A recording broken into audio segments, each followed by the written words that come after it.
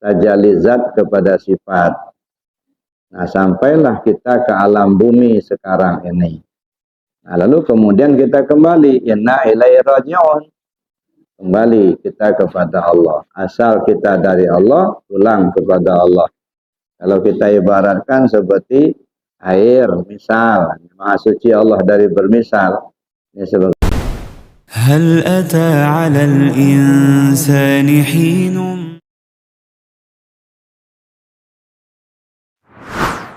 di pagi hari ini mendapatkan ridha dari Allah Subhanahu wa taala. Amin.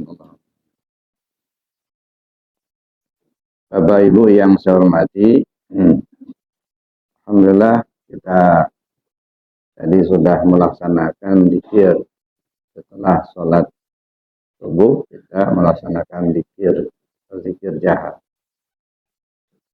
Mungkin ada orang yang bertanya, apa sih dasarnya zikir jahar atau zikir yang dilaksanakan setelah sholat subuh atau setelah sholat 5 waktu? Sebab di masyarakat kita kan macam-macam ya model zikir yang dilaksanakan. Ada yang menggunakan zikir maksud, ada yang menggunakan zikir-zikir yang lain, ada yang menggunakan dengan zikir jahat. Ya. Tapi yang jelas Allah perintahkan faidza qadaytumus shalah fadhkurullah. Itu dasar utama. Faidza qadaytumus shalah fadhkurullah. Begitu kamu selesai sholat, kamu berzikirlah kepada Allah. Itu yang pertama ya. Jadi kita diperintahkan oleh Allah untuk melaksanakan zikir. Ya. Nah, terserah kita zikir apa yang akan kita pakai. Apakah zikir dengan menggunakan zikir maksud, apakah dengan zikir jahar atau zikir yang lainnya. Yang jelas, idza qadaytumus shalah fadhkurullah. Begitu kamu selesai sholat, kamu laksanakan zikir. Jadi artinya kita melaksanakan zikir itu setelah selesai sholat itu memang merupakan perintah dari Allah Subhanahu wa taala. Itu yang pertama yang saya pikir yang perlu kita pahami bahwa selesai sholat zikir. Ada orang selesai sholat tuh sibuk bersalaman. Ada.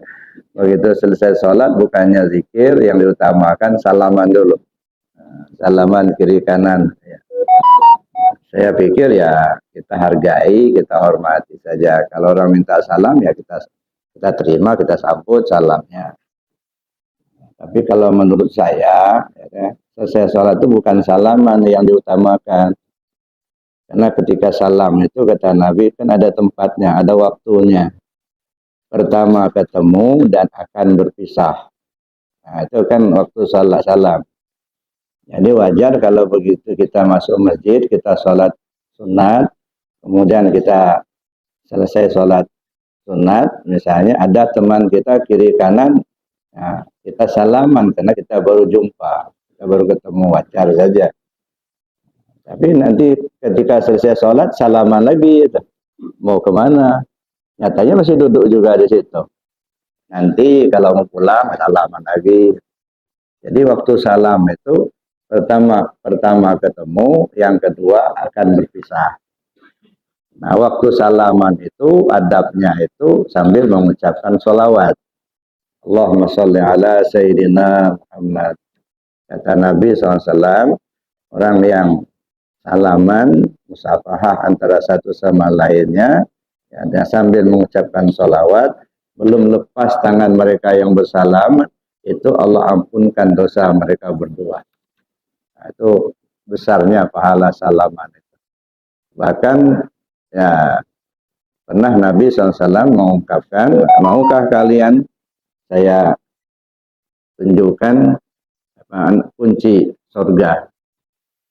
Lalu sahabat berkata, mau ya Rasul? Apa kata Rasul? Afsus salam, sebarkan salam. Hingga ada sahabat sengaja ke pasar bukan untuk belanja, tapi sengaja untuk nyebarkan salam. Nah, setiap ketemu orang, assalamualaikum, salaman. Ketemu assalamualaikum, salaman. Tapi betul-betul salaman itu ya dari hati. Jangan sampai kita salaman itu kayak air sama minyak. Tangannya yang salaman, tapi hatinya entah kemana.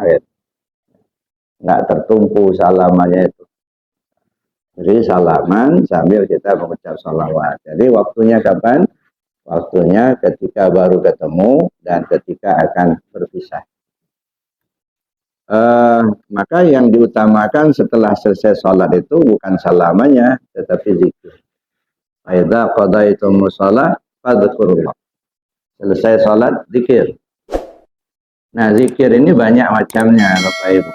Terutama ada yang namanya zikir syariat.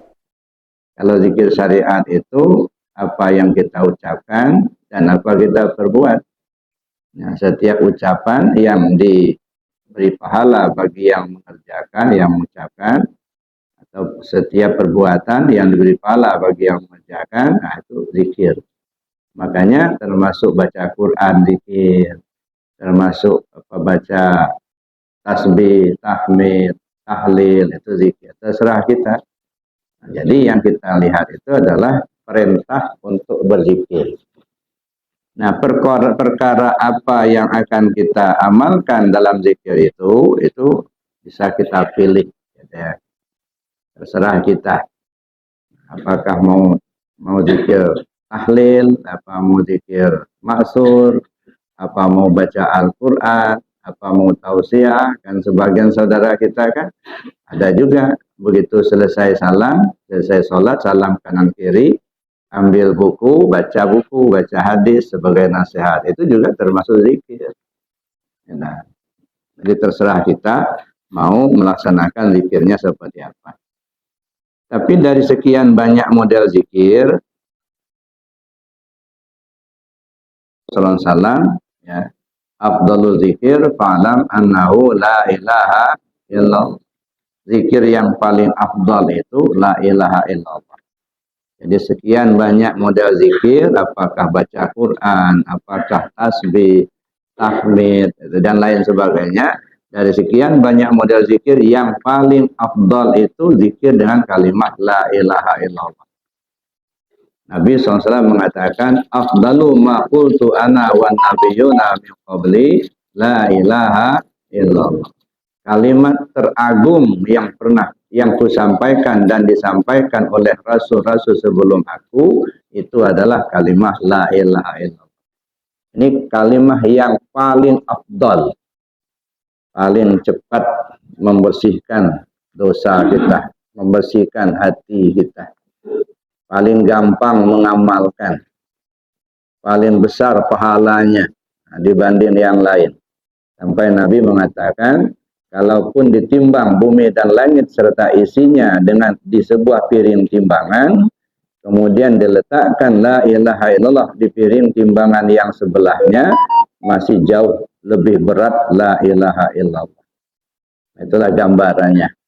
Jadi artinya zikir la ilaha illallah itu zikir yang paling agung dari sekian banyak model zikir. Itu pertama. Persoalan yang kedua adalah, apa boleh kita berzikir dengan zikir jahar setelah selesai sholat? Dalam artian begitu salam kanan kiri kita zikir. Mana yang lebih afdal? Zikir jahar dengan kalimat la ilaha illallah, apa zikir masur dengan ucap subhanallah 33, alhamdulillah 33, Allahu akbar 33. Nah, coba di masyarakat kita kan ya itu biasa dilakukan. Walaupun zaman sekarang ini yang saya perhatikan, yang zikir maksur itu agak jarang-jarang dipakai. Rata-rata ya zikirnya sampai kepada sami'na wa ata'na wa ghufranaka rabbana wa ilaikal masir. Selesai. Nah, nggak diteruskan dengan zikir yang 3 tadi. Nah, saya menganjurkan sesuai dengan perintah Rasul, ya sebaiknya dilaksanakan sampai kepada zikir yang 3 macam. Subhanallah 33, Alhamdulillah 33, Alhamdulillah, Allahu Akbar 33. Nah, itu zikir maksur. Ya. Atau kita langsung zikir la ilaha illallah. Mana yang lebih afdal? Sebenarnya dua-duanya ya afdal semua. Ya. Tetapi yang paling afdal itu la ilaha illallah. Kalau zikir maksur ini masih bersifat penyadaran. Tiga-tiga ini kan, ya subhanallah, alhamdulillah, Allahu Akbar. Kalau kita lihat ini ada tahalli, ada tajalli. Subhanallah, subhanallah, subhanallah. Itu tahalli. Membersihkan, mengosongkan. Apakah kita tidak mengucap subhanallah, Allah itu tidak maha suci? Tetap saja Allah maha suci walaupun kita tidak mengucap subhanallah. Sedunia ini tidak ada orang mengucap subhanallah. Allah itu tetap maha suci, Pak. Ya. Tapi kenapa kita dianjurkan untuk mengucap subhanallah atau tasbih? Nah, kalau kita perhatikan, ini merupakan zikir penyadaran. Biar sadar dulu kita bahwa yang suci itu Allah, bukan kita. Nah, jadi kalau kita simpulkan, nah, yang tersirat pada kalimat itu subhanallah, subhanallah, maha suci Allah, kan begitu. Maha suci Allah, maha suci Allah. Nah, dalam bahasa lain itu pengakuan, ya Allah kau yang suci, aku yang kotor. Ngaku kita kalau kita ini kotor, Pak. Banyak dosa, banyak nggak tahu, banyak lupanya sama Allah. Nah, yang suci itu Allah, bukan kita. Maka kita sebut, sering-sering sebut subhanallah, subhanallah, subhanallah. Ya Allah, kau yang suci, aku yang kotor. Ya Allah, kau yang suci, aku yang kotor. Itu pengakuan. Maka saya sebut dengan zikir penyadaran. Biar sadar dulu kita ini bahwa kita ini kotor. Kita ini banyak nggak tahu. Kita ini banyak dosa. Kita ini banyak nggak ingatnya sama Allah. Nah, maka kita sebut subhanallah, subhanallah. Padahal kita ini kan semuanya mesti kembali ke Allah. Ya. Dari mana kita datang, ke situ kita pulang. Datang dari Allah, pulang kepada Allah. Jadi itu kembali ke asal. Jadi kembali ke Allah itu jangan dipahami seperti kita kembali ke kampung, ketemu dengan orang, lalu kita salaman, enggak. Ya. Jangan dipahami bahwa kembali ke Allah itu setelah dia di akhirat nanti. Ya. Dari sekarang ini mesti kita kembali kepada Allah. Jadi kalau asal kita dari Allah, mesti pulang kepada Allah. Makanya inna lillah wa inna ilaihi raji'un. Kalau dilihat dalam kajian tasawufnya, inna lillah itu namanya tanazul. Wa inna ilaihi raji'un taraqi. Jadi tanazul, taraqi. Tanazul itu apa? Ya, tajalizat kepada sifat. Nah, sampailah kita ke alam bumi sekarang ini. Nah, lalu kemudian kita kembali inna ilaihi raji'un. Kembali kita kepada Allah. Asal kita dari Allah, pulang kepada Allah. Kalau kita ibaratkan seperti air, misal, maha suci Allah dari bermisal. Ini sebagai contoh saja. Ya, air itu bisa diminum. Ya, begitu masuk kulkas, ya, atau jadi masuk freezer, dia jadi es, jadi batu. Nggak bisa diminum lagi itu, pada beku. Ya. Nah, jadi batu. Nah, dia harus kembali ke asalnya. Dari air, mesti jadi air lagi. Kan? Itu kembali ke asal. Gitu ya. Nah, karena itu kita harus berusaha bagaimana kita bisa kembali ke asal. Bisa kembali kepada Allah. Padahal kita kotor. Allah itu maha suci. Innallaha ta'ala thayyibun la yaqbalu illa thayyiban. Allah Ta'ala itu maha bagus, maha indah, maha suci. Dia tidak terima kecuali yang suci juga. Nah, di sini persoalannya Bapak Ibu. Subhanallah, subhanallah, subhanallah. Ya Allah, kau yang suci, aku yang kotor. Ngaku kita kalau kita ini kotor, yang suci Allah. Sedangkan kita akan kembali kepada Allah. Allah yang maha suci itu tidak menerima kecuali yang suci juga. Nah, kalau begitu solusinya gimana? Ya kita harus berusaha mensucikan diri kita. Ya, karena kita ingin kembali pada Allah. Nah, kalau kita tidak suci, nggak bakal bisa balik. Nah, jadi oleh karena itu saya katakan ini zikir penyadaran. Biar sadar dulu kita bahwa kita ini kotor, yang suci itu Allah. Setelah kita sadar bahwa kita ini kotor, yang suci itu Allah, sedangkan kita akan kembali kepada Allah, maka solusinya kita harus membersihkan diri kita, mensucikan diri kita. Nah, ketika kita ingin mensucikan diri kita, tentu kita bertanya kepada mereka yang ahlinya, bagaimana cara mensucikan diri. Nah, mereka yang ahlinya itu berfatwa, lah dalam rangka mensucikan diri itu harus menempuh 4 langkah. Nah, kita cari guru yang bisa membimbing kita, yang bisa menunjukkan jalan kepada kita agar kita bisa suci juga. Nah, maka mereka-mereka yang ahlinya itu memberikan isyarat bahwa untuk mensucikan diri kita itu harus menempuh 4 langkah. Yang pertama, suci dari hadas dan najis, itu langkah pertama. Suci dari hadas besar, mandi. Suci dari hadas kecil, berwudu. Mensucikan najis, terbuang benda, bau dan rasa. Nah, ini langkah pertama. Nah, sudah tahulah kita bagaimana cara mensucikan hadas besar, bagaimana cara mensucikan hadas kecil, bagaimana cara mensucikan najis. Nah, udah paham kita itu. Naik kepada yang kedua, membersihkan atau mensucikan anggota tubuh zahir. Nah, tubuh zahir kita ini punya anggota 8. Mata, telinga, hidung, mulut, tangan, kaki, perut, dan kemaluan. Ini namanya anggota tubuh zahir. Nah, anggota tubuh zahir kita ini kadang-kadang kita gunakan berbuat baik, tapi kadang-kadang juga berbuat salah, berbuat tidak baik. Nah, ketika kita gunakan berbuat baik, kita mendapatkan pahala. Ketika kita gunakan berbuat tidak baik, kita mendapatkan dosa. Maka sering saya katakan, dosa dan pahala itu nggak usah diminta. Kenapa? Karena udah otomatis. Asal berbuat baik dapat pahala, asal berbuat jahat dapat dosa. Gitu. Jadi makanya kita nggak perlu mikirin berapa banyak pahala yang sudah kita kumpulin.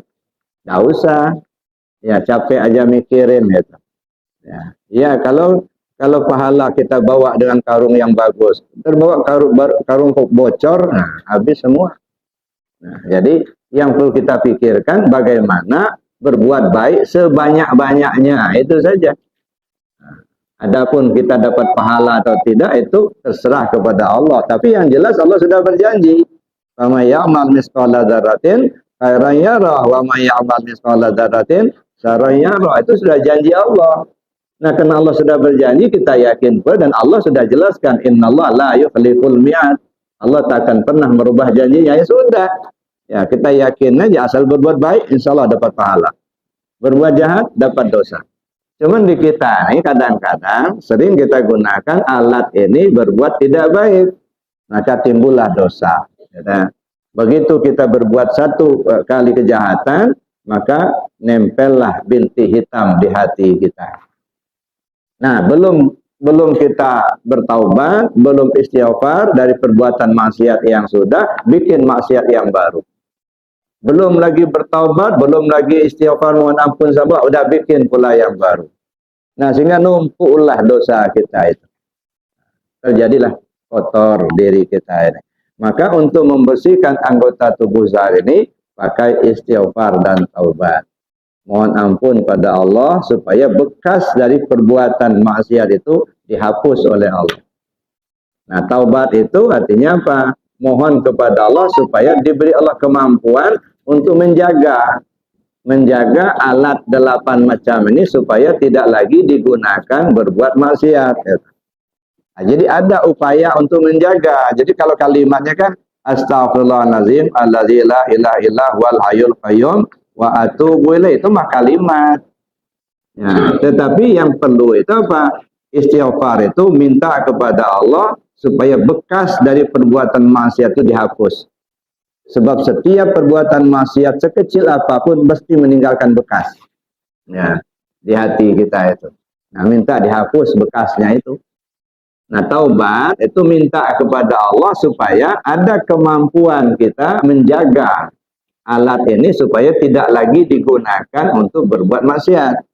Jadi kalaupun kita misalnya mengucap kalimat astaghfirullahaladzim allazi la ilaha illa huwal hayyul qayyum wa atubu ilaih, tetapi tidak ada kemampuan kita untuk menjaga alat ini, ya, saya pikir kayaknya indikasi dari taubat kita itu nggak diterima sama Allah.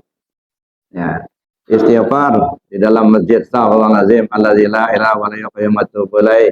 Keluar masjid sandal yang bagus diambil. Sandal kawan diambil. Tadinya sudah istighfar.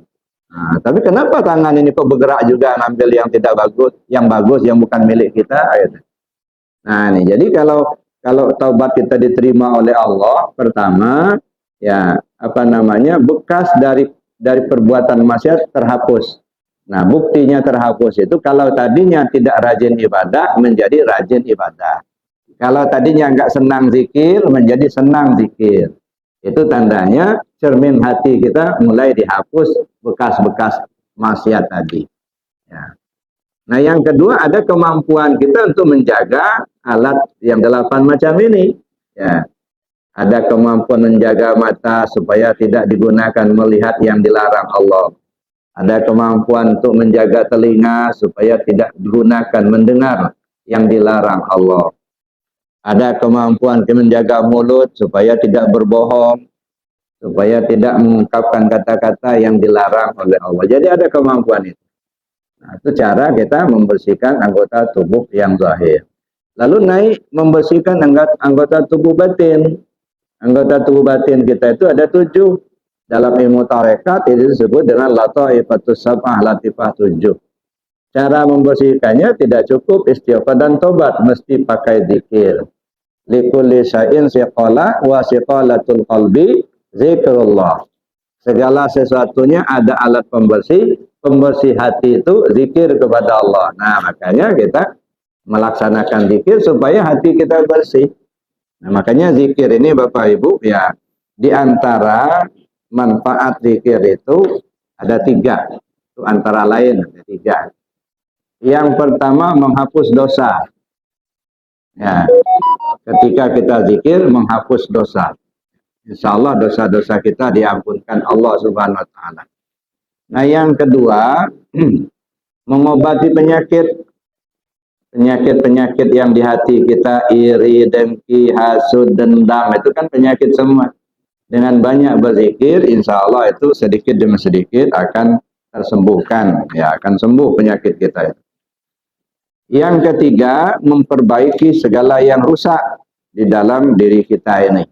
Nah, mana yang rusak? Nah, kita ambil contoh yang rusak. Ya. Ini lampu kan bagus.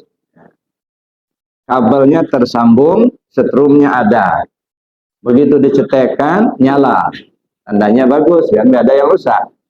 Boklamnya bagus, setrumnya ada, kemudian kabel tersambung. Begitu dicetekkan, nyala. Tandanya bagus, tidak rusak. Tapi kalau dia begitu dicetekkan, dia tidak nyala, berarti ada yang rusak. Apakah lepas kabelnya, atau putus kabelnya, atau setrumnya yang tak tersalur, tak ada setrumnya, atau boklamnya yang mati, pasti ada yang rusak. Itu tandanya dia rusak, itu tidak nyala, dicetekkan nggak nyala. Nah, begitu juga kita ini. Boklamnya bagus. Nah, boklamnya bagus, ya. Akal kita sehat. Nah, setrumnya ada, iman ada. Kabel tersambung, telinga kita nggak dengar. Hayya 'alas shalah, ini dicetekkan. Kira-kira nyala apa enggak? Tapi kalau sudah hayya 'alas shalah dicetekkan, nggak datang untuk melaksanakan sholat, berarti ada yang rusak. Nah, ada yang rusak. Nah, kalau kita belajar zikir, kita ngamalkan zikir, insya Allah yang rusak itu mulai diperbaiki. Maka jangan heran kalau misalnya sebelum belajar zikir, sholat sunnahnya jarang-jarang. Tapi begitu sudah belajar zikir, rajin lakukan sholat sunnah. Sebelum belajar zikir kita misalnya begitu. Ya. Biasanya kita sebelum belajar zikir timbul iri dengki. Tapi begitu sudah mulai mengamalkan zikir, nah paling tidak berkurang iri dengkinya. Ya. Kalau dulu as-salatu khairum minan naum, kedengaran tapi selimut juga yang ditarik, nggak bangun, nggak.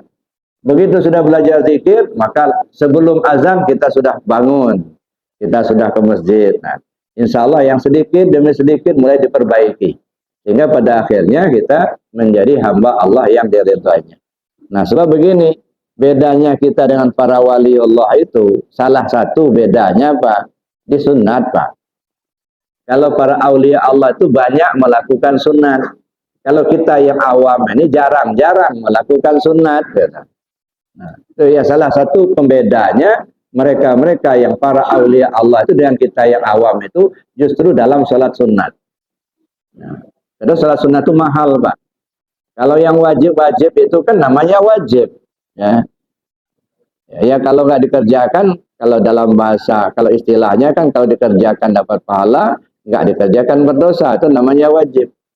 Tapi kalau yang sunat itu kalau dikerjakan berpahala, kalau nggak dikerjakan nggak apa-apa. Sehingga orang menganggap dia remeh. Pahala sunat, nggak dikerjakan juga apa-apa. Makanya saya bilang, nah coba ya pemikiran kita robah dulu lah. Dengan tidak menyalahkan definisi seperti itu, tapi coba kita merubah alur pikir kita supaya jangan menganggap sunat itu remeh begitu. Nah yang wajib, ini kita ambil contoh. Nah yang wajib ini dinding ini pasang bata merah. Itu yang wajib Pak. Ya, kenapa? Karena yang lain tidak bakal nempel kalau belum terpasang batanya. Tapi pasang bata merah itu kan murah. Ya, 1 meter persegi itu mungkin 300.000 cukup. Ya, beli batanya, ongkos tukangnya, semen, pasirnya. Taruhlah 300.000. Mahal-mahalnya 500.000 lah.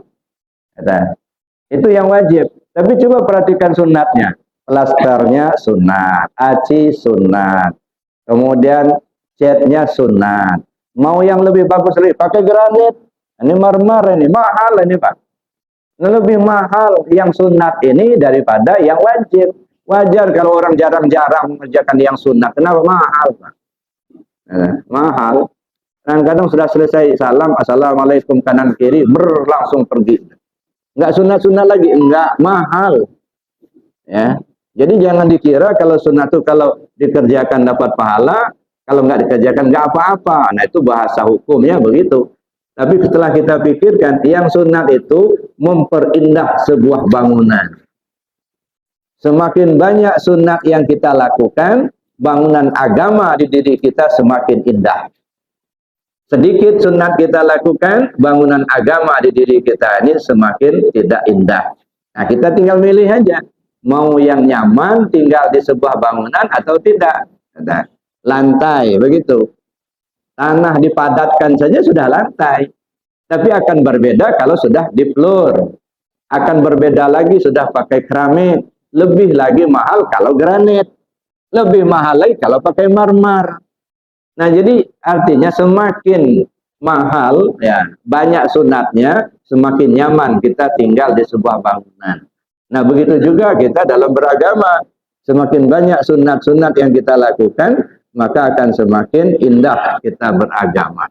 Jadi Bapak Ibu yang saya hormati, itu namanya kita membersihkan hati kita dengan cara zikir. Yang keempat, membersihkan ruh rabbani. Ruh rabbani itulah diri kita yang sebenar diri. Kalau yang kelihatan ini, yang tubuh-tubuh kasar ini kesimnya saja. Nah, ini kesimnya. Tapi diri kita yang sebenarnya, ruh kita itu, dialah yang menanggung susah senangnya dalam hidup ini. Nah, kalau jasmani kita nggak masalah dia. Ya. Cobalah perhatikan. Ya. Luka sedikit terasa sakit. Kenapa terasa sakit? Ada ruh. Coba mati sebelah. Sebelah yang hidup, sebelah mati. Orang kena stroke. Ya. Gores yang sebelah yang sudah mati itu. Enggak sakit, enggak. Pencet-pencet, kerasa enggak Pak? Enggak ada rasa. Kenapa? Ruhnya sudah enggak ada di situ. Nah, coba pencet yang sebelah. Masya Allah, sakit. Nah, ya. Anda ini yang merasakan sakit susah itu, sakit senang itu. Itu adalah ruh kita itu. Dialah yang bertanggung jawab. Ya, maka kesimnya jasmani kita ini. Tapi walaupun dia kesim, tidak boleh pula kita abaikan. Ini pakaian di dunia. Nanti ya, tubuh yang zahir ini. Jadi kalau kata orang mati, kata orang, itu tubuh kita nggak ada ruhnya lagi. Jadi ruhnya sudah keluar. Mati kata orang. Yang mati apa? Ya tubuhnya yang mati. Kalau ruhnya ya enggak. Ruh kita nggak pernah mati. Enggak. Wala taqulu lima yuqtalu fi sabilillahi amwat bal ahya walakin la tasurun. Jangan kamu kira yang terbunuh di jalan Allah itu mati, mereka hidup cuma kamu nggak tahu. Terbunuh di jalan Allah, mana jalan Allah? Jalan Allah itu ketetapan Allah. Ada orang yang meninggal karena sakit, ada yang meninggal karena tabrakan, ada yang meninggal karena tenggelam, macam-macam. Itulah ketetapan-ketetapan Allah. Jadi dengan cara apapun dia meninggal, dia mati, sebenarnya dia tidak mati. Ya, yang mati itu jasadnya. Ya, ruhnya tidak pernah mengalami kematian. Maka ruh kita ini disebut muhdas qadim. Makhluk yang dikekalkan oleh Allah. Ya. Nah, bagaimana cara membersihkan ruh Rabbani ini? Tidak cukup dengan istighfar taubat, Pak. Tidak cukup pakai zikir. Harus mengenal diri. Kenal diri, kenal kita kepada Allah. Kenal kita kepada Allah, maka akan hilang sangkutan. Tak tersangkut lagi hati kita itu dengan apa dan siapa. Nggak nyangkut ke jabatan, nggak nyangkut ke harta, nggak nyangkut ke makhluk. Nggak tersangkut dengan apa dan siapa. Ketika sudah tak tersangkut dengan apa dan siapa, itulah namanya bersih namanya. Yaumala yanfa'u manun wala banun illa man atallah biqalbin salim. Pada saatnya nanti hartamu, anakmu, istrimu, suamimu tidak bisa nolong sama sekali. Yang selamat hanyalah yang datang menghadap Allah dengan hati yang bersih. Maksudnya apa? Bersih dari selain Allah. Tak tersangkut hati ini dengan apa dan siapa. Maka maaf, mohon ampun sama Allah. Kadang-kadang sampai berhari-hari nggak mati-mati. Kenapa? Masih tersangkut. Hatinya tersangkut. Ya, khawatir kalau duitnya habis. Nah, khawatir kalau istrinya kawin lagi. Nyangkut. Nah, gimana anaknya di rantauan belum pulang? Ya, tersangkut. Nah, Bapak Ibu yang saya hormati, menghilangkan sangkutan. Nah, itu makanya saya pernah bilang, belajar tasawuf itu yang susah itu apa? Dua. Yang pertama, mengembalikan pinjaman. Yang kedua, menghilangkan sangkutan. Nah, kalau mengembalikan pinjaman relatif mudah. Apa pinjaman? Kita punya sifat yang 7 ya ada di diri kita. Nah, kita melihat, kita mendengar, kita bisa ada kuasa, ada kehendak. Itu keinginan, kehendak. Ya, jadi itu pinjaman dari Allah. Allah beri kita hayat, menjadi hiduplah kita. Allah kasih kita sama, mendengarlah kita. Allah kasih kita basar, melihatlah kita. Itu pinjaman semua dari Allah, bukan milik. Ya. Nah, kembalikan pinjaman itu sampai Allah perintahkan wa anfiqu mimma razaqnakum min qabli ayyati ahadakumul maut. Serahkan apa yang sudah Allah berikan padamu itu sebelum ajalmu datang. Kembalikan lagi. Ya, kembalikan, kita punya hayat, hidup. Hayat bukan punya kita, balikkan, itu punya Allah. Kita mendengar itu samanya Allah, balikkan lagi. Kita melihat itu basarnya Allah, kembalikan. Ini namanya mengembalikan pinjaman. Asal kita sudah paham, ya, insya Allah itu agak relatif mudah. Tetapi yang namanya menghilangkan sangkutan, nah itu yang susah. Ya, nyangkut hati kita ini. Nyangkut ke jabatan, baru non-job aja, waduh ini kayaknya ini ada kena guna-guna. Nah, mulai nggak tersangkut hati kita ya ke Allah, tapi tersangkut ke yang lain, gitu. Ya, Masya Allah. Nah, tapi kalau sudah tak tersangkut dengan apa dan siapa, aman, Pak. Ini maaf, mohon ampun sama Allah, mohon maaf sama Bapak Ibu. Kadang-kadang begitu pensiun pening. Begitu pensiun kena stroke. Kenapa? Karena tersangkut. Dulunya kita menjadi pejabat, dihormati orang, tas kita dibawakan orang, kita disupirin orang. Nah, sekarang sudah pensiun, nggak ada supir lagi. nggak diantarin orang lagi. Nah, akhirnya apa? Tersangkut. Nah, makanya kadang kepikiran terus itu. Nah, bagaimana supaya nggak tersangkut? Hilangkan sangkutan-sangkutan itu semua. Hanya kepada Allah saja kita bergantung. Allahus Samad. Ini masih hidup, Pak. Bagaimana kalau meninggal? Nah, kalau mau mati, nggak ada pegangan atau tersangkut dengan yang lain, nah susah kita jadinya. Nah, makanya cara menghilangkan sangkutan itu bersihkan ruh robbani. Cara membersihkan ruh robbani gimana? Kenali diri. Nah, kenali diri. Mengenal diri itu wajib, Pak. Ya, saya kira mungkin lebih wajib daripada sholat itu. Ya, kenapa? Kalau kita tidak sholat, ya kita berdosa. Nah, ya, tapi kalau nggak mengenal diri, nggak nyampe, nggak kembali kepada Allah. Ya, oleh karena itulah maka ya mengenal diri itu wajib dan perintah Allah. Falyanzuril insanu mimma khuliq. Adalah manusia itu memperhatikan dari apa diciptakan. Memperhatikan, meneliti supaya kenal. Ya. Oleh karena itulah maka 4 macam inilah untuk membersihkan diri kita tadi. Pertama, bersih dari hadas dan najis. Yang kedua, membersihkan anggota tubuh zahir dengan istighfar dan taubat. Yang ketiga, membersihkan anggota tubuh batin, nanti setelahnya di hati dengan cara berzikir. Yang keempat, membersihkan ruh rabbani dengan cara mengenal diri. Jadi artinya masih panjang perjalanan itu. Jadi begitu kita sudah menemukan itu, bersyukur kepada Allah, ucap alhamdulillah, alhamdulillah, alhamdulillah, alhamdulillah. Nah, sudah kita menemukan, sudah kita tahu, laksanakan dalam kehidupan. Tajalli, Allahu Akbar, Allahu Akbar, Allahu Akbar. Itu menggambarkan kehidupan. Jadi perjalanannya masih panjang dengan cara yang 3. Tapi terus kita lalui, kenapa? Menyadarkan kita. Subhanallah, subhanallah, subhanallah. Oh, cari guru. Setelah cari guru, tahulah kita. Setelah tahu, alhamdulillah, bersyukur. Alhamdulillah, alhamdulillah. Setelah kita mendapatkan bersyukur kepada Allah, laksanakan dalam kehidupan. Nah, makanya 3 macam itu. Subhanallah, alhamdulillah, Allahu Akbar. Yang 3 macam proses panjang ini terhimpun dalam kalimat La ilaha illallah. Kan cepat itu. La ilaha illallah. Selesai. Ya, enggak berbelit-belit lagi. Maka kalau saya silakan, kalau zikir masuk subhanallah, alhamdulillah, Allahu Akbar, ibarat jalan biasa. Tapi la ilaha illallah ibarat jalan tol. Nah, kira-kira mau pilih jalan biasa apa jalan tol? Cuman kadang-kadang kan kita dua-duanya kita pakai, Pak. Ya, kita jalan biasa dulu, nah sudah itu baru masuk jalan tol. Maka jangan heran pula kalau begitu selesai salam, istighfar, kemudian subhanallah 33, alhamdulillah 33, kemudian Allah Akbar 33, selesai 3 macam ini, afdhalu dzikir fa'lam anna la ilaha illallah. Nah, baru masuk jalan tol deh. Nah, silakan saja, boleh saja.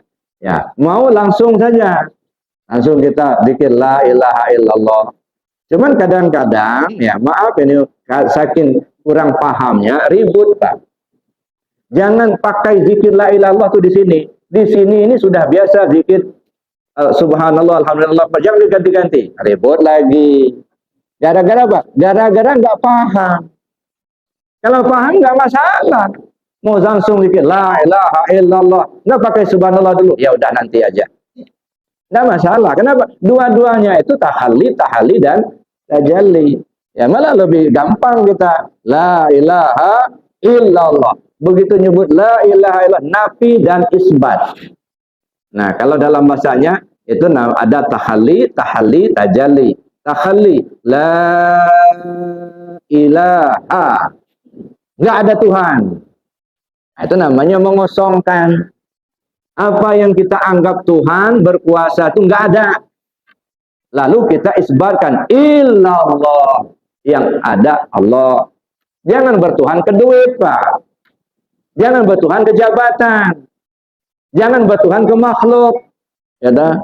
Tuhan kita itu Allah begitu. Nah, makanya dikosongkan dulu. Ini kadang-kadang ucapnya la ilaha illallah tapi masih bertuhan ke jabatan, bertuhan ke duit. Ya dah. Saya kalau nggak kerja di sana, nggak makan anak bini saya. Masya Allah, kayak orang itulah yang masih makan. Nah, ini hati-hati. Ini kadang-kadang ungkapan yang membuat kita terjerumus, Pak. Ada. Padahal nggak kerja di satu tempat sana, banyak tempat kerja yang lain kan gitu. Makanya dulu ada cerita yang saya dengar cerita dari teman. Itu di Jakarta itu ada seorang anak muda, Pak. Ya, dia anak muda. Dia bekerja sebuah perusahaan. Ditunjuk sama bosnya itu jadi pimpinan. Ya, pimpinan di kantornya itu. Ya. Dalalahnya tempat dia bekerja itu milik orang non-muslim, orang Cina. Ya, dia digaji, waktu itu gajinya 20 juta sebulan. Itu saya dapat cerita itu sekitar, dia bekerja itu sekitar tahun 80-an. 20 juta tahun 80, Pak. Lumayan itu.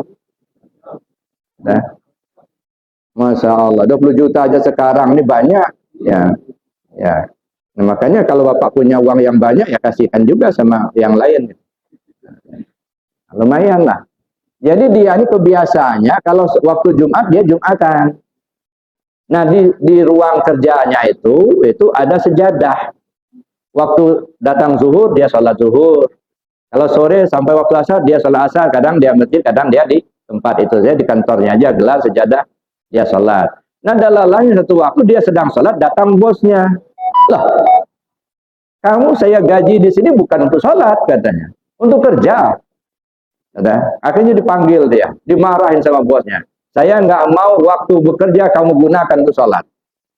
Ya, kalau kamu mau sholat seperti itu namanya kamu menggunakan korupsi waktu. Saya gaji kamu untuk kerja, bukan untuk sholat. Apalagi pergi sholat di Jumat di sana itu katanya. Habis waktunya. Nah sekarang kamu pilih aja. Kamu mau sholat apa mau kerja? Ya, kalau mau sholat seperti itu ya kamu keluar aja dari sini. Kata bosnya itu, marah bosnya itu. Ya, mikir dia, Pak, saya ini orang Islam, Pak, saya beriman. Bukan hanya Bapak, bukan Bapak yang ngasih saya rezeki, Allah yang ngasih saya rezeki. Kalau Bapak tidak mengizinkan saya sholat, ya, saya biarlah keluar dari sini. Berhenti Pak dari kantor itu. Uang sudah 20 juta sebulan Pak. Karena dimarah seperti itu, nggak boleh mengerjakan sholat kalau dalam jam kerja dia suruh milih mau kerja apa mau sholat. Ya sudah, saya bilang, dia bilang, kalau begitu bos katanya biar saya berhenti aja. Nah, bukan kamu yang ngasih saya makan, Allah yang ngasih saya makan. Berhenti dia dari kerja itu Pak. Nah itu, jadi artinya jangan sampai terucap kita, saya kalau nggak kerja di situ nggak makan anak istri saya. Masya Allah, kayak dia pula yang ngasih rezeki.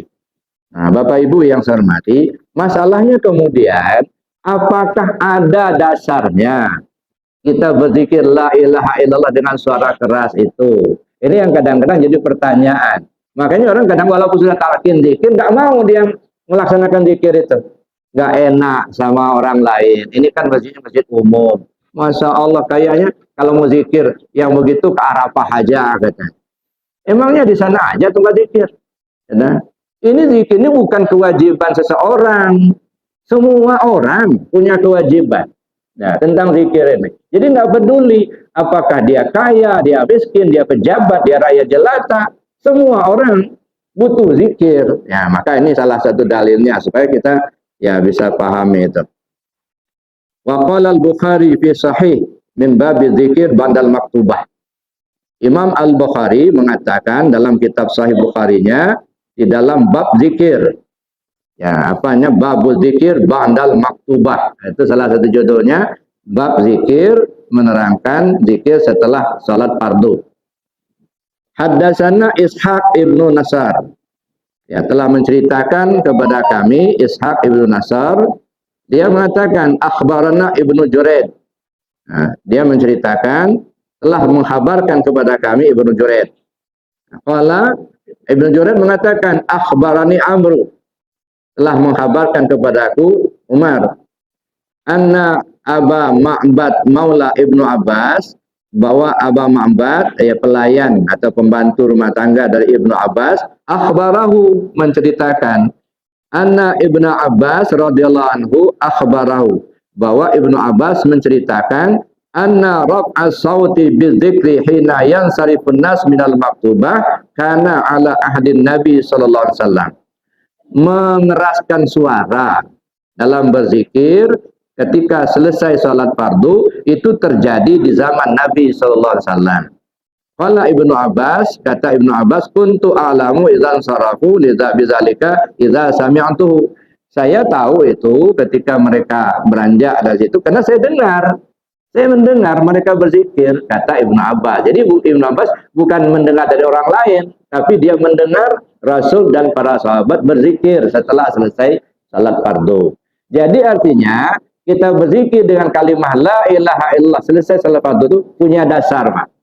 Ya, ada dasarnya. Persoalan ada yang mau, ada yang enggak, itu lain masalah. Tapi yang melaksanakan enggak usah ragu-ragu. Ada dasarnya, ada hadisnya. Dan itu juga wala Said Ahmad Qosasi, kata Ahmad Qosasi radhiyallahu anhu, hadza dalil fadli dzikril jahar alladhi yasma'ul ghairu fayadhkurullah bidzikrihi lillahi ta'ala.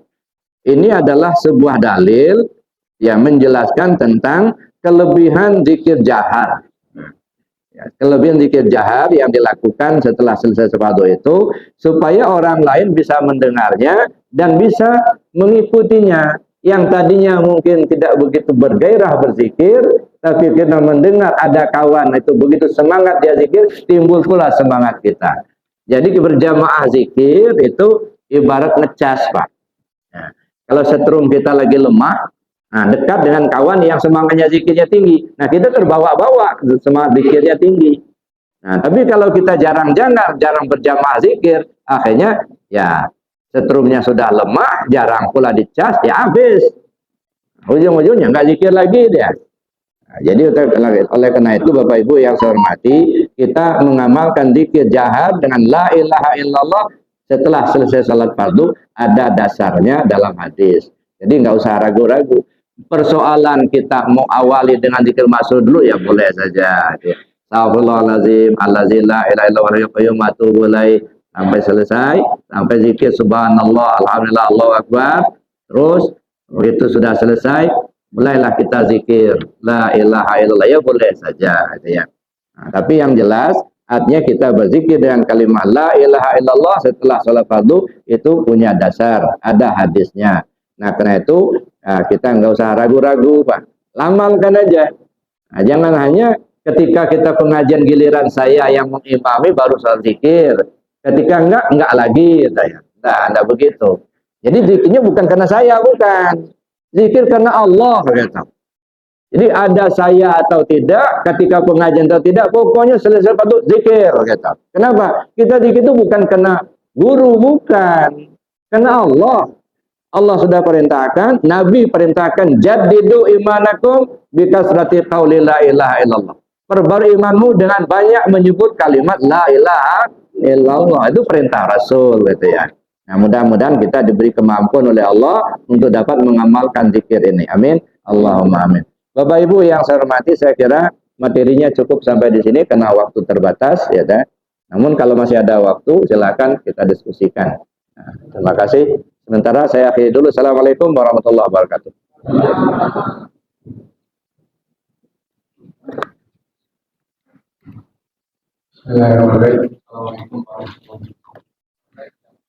Waalaikumsalam. Ya. Jadi kadang-kadang dalam kehidupan ini Bu ya, yang membuat kita sedikit bersedih itu adalah kesalahan kita di masa lalu Bu ya. Kadang-kadang itu sangat membuat kita itu merasa kalau bahasa kitanya itu pundung dengan kehidupan yang akan datang, terutama kehidupan kita di akhirat nanti ya.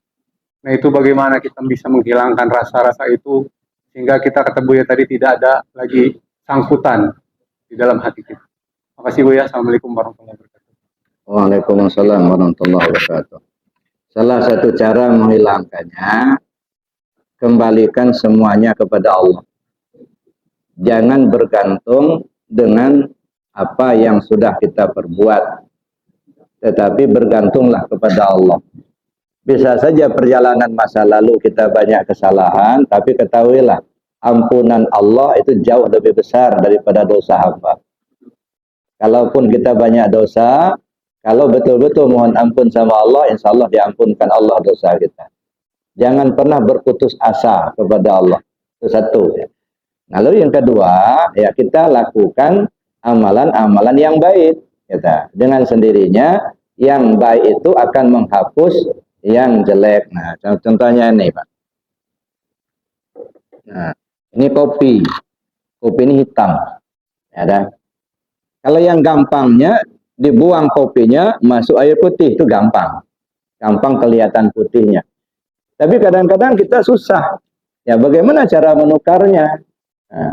Nah, udahlah, jalani saja kehidupan ini. Umpamanya begini, ini air putih, Pak. Enggak usah dibuang ini. Terus saja dimasukkan air putih bersih ini. Lama-lama yang hitamnya habis, yang tinggal ganti dengan air putih. Nah, gitu. Jadi artinya tidak usah kita ya terobsesi dengan perbuatan yang sudah, tetapi bagaimana kita melangkah lebih ke depan lebih baik. Ya, sehingga perbuatan baik akan menghapus perbuatan jahat yang sudah kita lakukan. Itu saja, makanya ada istighfar dan tobat tadi. Itu yang pertama. Yang kedua, yang dilihat itu Allah. Maka bergantung kita ke Allah. Maka sangat diperlukan kenal dulu kita dengan Allah itu. Ya, kenapa kita takut kita akan menghadapi kehidupan di akhirat? Ya, mungkin karena kita banyak salah.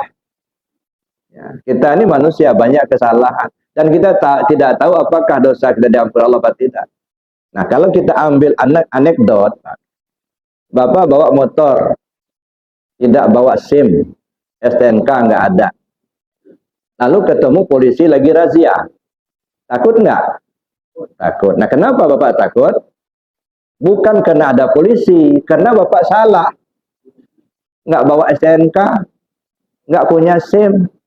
Coba kalau lengkap, ada STNK, ada SIM, pakai helm misalnya. Ada razia banyak polisi, berani aja kita masuk ke situ. Nggak ada rasa takut. Kenapa? Nah, kita nggak salah.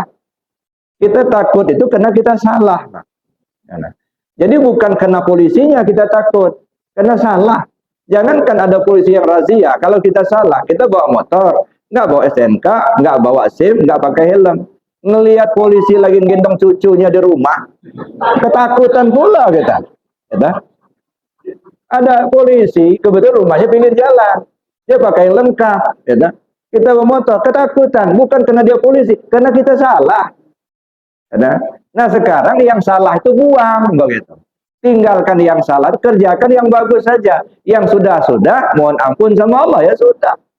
Nah, insya Allah kita ada keberanian menghadapi kehidupan masa depan. Nah, kalau rasa takut wajarlah. Cuman kadang-kadang kita kan nggak tahu seperti apa kehidupan akhirat nanti. Jangan-jangan seperti kita lahir di dunia dulu. Waktu kita mau turun ke dunia ini dulu, waduh, balik kayak mau turun kayak enggak. Kalau kata dukun itu sakit-sakit senang katanya. Iya kan? Iya kan, ibu-ibu merasakan sakit-sakit senang. Ya, kadang-kadang mau turun, kadang-kadang balik lagi, belum juga gitu ya. Nah, begitu turun ke bumi nangis, takut gitu, hidup di bumi ini. Nah, lalu kemudian kita besar, dewasa, begitu sudah dewasa kasih mainan sama Allah. Nah, itu dikasih mainan jabatan, mainan. Nah, sudah kita dewasa, kasih istri, sudah kasih istri, kasih anak. Nah, kasih rumah, mobil bagus, enak rupanya hidup di dunia. Nah, takut pula kita mau mati. Jangan-jangan kita mati ini lebih senang di sana daripada di sini. Nah, begitu kita ngalami di sana, kenapa nggak dulu ya matinya? Itulah karena kita belum tahu di sana. Nah, tapi yang jelas, Bapak Ibu, terlepas dari apakah akan senang atau tidak kita di sana, Allah punya kuasa. Gantungkan saja harapan ke Allah. Maka sering saya sampaikan, sudahlah Pak, kita yang sudah tua-tua begini, ya, singkirkan dululah yang namanya pahala-pahala itu. Nggak usah terobsesi kita dengan pahala itu. Kenapa? Allah sudah janjikan itu dapat, kalau baik kita berbuat, insya Allah dapat pahala. Maka nggak usah kita pikirkan. Yang kita pikirkan sekarang ini, bagaimana kita bisa kembali kepada Allah dengan selamat. Itu aja. Ya, kalau sudah kembali kepada Allah dengan selamat kita kembali kepada insya Allah selamat pula sampai di sana. Ya, mana yang harus kembali kepada Allah? Nah, dulu pernah saya jelaskan. Karena diri kita ini 4 dimensi, ada tubuh, ada hati, ada nyawa, ada rahasia. Nah, yang 4 ini yang kembali ke Allah. Tubuh kembali ke Allah, hati kembali ke Allah, nyawa kembali ke Allah, rahasia diri kembali ke Allah. Tubuh kembali ke Allah, apa maksudnya itu? Aktivitas dalam kehidupan sehari-hari mengacu kepada aturan Allah dan Rasul. Yang perintah laksanakan, yang larangan tinggalkan. Yang haram buang, yang halal ambil. Itu saja. Kalau itu sudah kita laksanakan, ini istilahnya tubuh sudah kembali ke Allah. Alhamdulillah. Masuk dimensi kedua, hati kembali ke Allah. Apa artinya hati kembali ke Allah? Terpaut hati hanya kepada Allah. Buang sangkutan-sangkutan hati itu. Tapi itu tidak gampang Bapak Ibu, ya. Maka kita jalani kehidupan ini dengan zikir. Supaya apa? Supaya yang lengket di hati kita cuma Allah. Nggak lengket lagi ke yang lain. Ya, mau jabatan, mau dicopot, lost begitu. Ini nggak bercopot saja, udah dukun dicari. Nah, iya. Ada dulu jamaah datang ke saya. Gimana Buya katanya? Kenapa? Saya ya dulu belum belajar zikir. Alhamdulillah lah jabatan saya empuk terus katanya. Di tempat yang basah. Jadi saya sudah belajar zikir, kayaknya baru 3 bulan belajar zikir. Kemarin dipanggil atasan, serah terima jabatan sama yang lain. Saya nggak ngerti apa kesalahan saya katanya. Kok bisa katanya. Saya baru belajar zikir kok langsung dicopot jabatan saya. Saya bilang tandanya Allah sayang sama kamu. Kok bisa begitu Buya? Nah cobalah nanti perhatikan saya bilang. Lihat aja, terima aja ketetapan Allah. Allah itu maha tahu sekarang. Kita yang nggak tahu tuh. Kenapa Anda dicopot dari jabatan? Mungkin ada rahasia yang tersendiri yang kamu nggak tahu. Cobalah perhatikan nanti. Syukur kepada Allah apa yang diberi. Gitu ya. Sabar kalau kita nggak sesuai dengan keinginan kita. Nah, pasti semuanya itu ada hikmahnya. Ya ada banyak saya kasih nasihat begitu. 6 bulan kemudian datang lagi Pak ke rumah. Benar Buya katanya. Kenapa? Itu saya tuh digantikan oleh orang lain katanya. Rupanya ada proyek katanya. Nah kalau saya yang di sana mungkin nggak bisa kerjasama dengan atasan, digantilah dengan yang lain yang bisa kerjasama. Jadi begitu proyek datang, saya dicopot. Sekarang katanya datang KPK katanya. Nah dia sekarang ditahan Pak katanya. Nah kan hikmahnya, kalau kamu nggak dicopot udah kamu yang masuk sel. Katanya. Nah, makanya kita bersyukur kepada Allah di setiap apa yang diberikan Allah. Cuman kadang-kadang kita menyal juga. Kenapa begini? Seolah-olah kena zikir inilah maka jabatan dicopot. Gitu. Bukan, kena sayangnya Allah. Gitu ya. Nah, itulah diantaranya Bapak Ibu. Gantungkan hati kepada Allah. Gitu. Mau masuk neraka, mau susah, terserah Allah. Makanya kata Rabi Adawiyah, ya Allah, ya biarlah saya masuk neraka asal bersamamu. Masya Allah. Ya, kalau kita mana yang enak itu masuk surga tidak bersama Allah, masuk neraka bersama Allah. Pilih yang mana? Masuk surga bersama Allah. Itu yang bagus ya. Nah, jadi kalau di bahasa ekonomi ya yang gampang dipahami, masuk surga tidak bersama Allah, kaya tapi korupsi. Banyak duit tapi maling. Itu namanya masuk surga tapi tidak bersama Allah. Masuk neraka tapi bersama Allah. Maksudnya kita miskin harta tapi iman ada di hati. Lebih baik itu daripada kaya tapi korupsi. Nah itu namanya lebih baik masuk neraka asal bersama Allah daripada masuk surga tapi tidak bersama Allah. Jadi jangan lepas Allah itu dari hati kita gitu. Kemana-mana Allah tempat kita bergantung. Ya, jangan gantungkan harapan kepada yang lain. Menggantungkan harapan kepada manusia, siap-siap saja untuk untuk frustasi. Ya. Tapi menggantungkan harapan kepada Allah, Allah tidak pernah untuk membuat hamba itu rugi. Kan? Nah, oleh karena itulah gantungkan harapan kepada Allah. Allahu Samad. Allah tempat bergantung. Terserah Allah. Yang penting selalu di hati kita itu ada Allah. Gitu aja. Aman kita Pak. Tapi kalau selalu di hati kita itu ada kemampuan kita. Saya ini banyak dosa, saya ini sedikit melakukan kebaikan. Itu juga bersyukur. Kenapa? Ketika kita melakukan sebuah kesalahan, tetapi kita merasa bahwa itu salah, itu tandanya kita dapat hidayah dari Allah. Tapi ketika orang berbuat salah tapi merasa tidak bersalah, itu laknatullah. Nah, hati-hati. Nggak sholat tapi biasa-biasa aja, nggak ada merasa berdosa. Itu laknat Allah itu. Korupsi, maling, merasa mendapat. Nah, itu laknatullah itu. Tapi ketika kita terjerumus, nyesal, nah itu hidayah Allah datang. Ya. Saya kira demikian Bapak Ibu, karena waktu kita cukupkan demikian. Mari kita tutup dengan doa dan kafarat majelis. Bismillahirrahmanirrahim. Allahumma inni astaudi'uka ma 'allamtani wardutu ilayya inda hajati wa la tansani ya rabbal alamin. Subhanakallahumma wa bihamdika asyhadu an la ilaha illa anta astaghfiruka wa atubu ilaik. Assalamualaikum warahmatullahi wabarakatuh.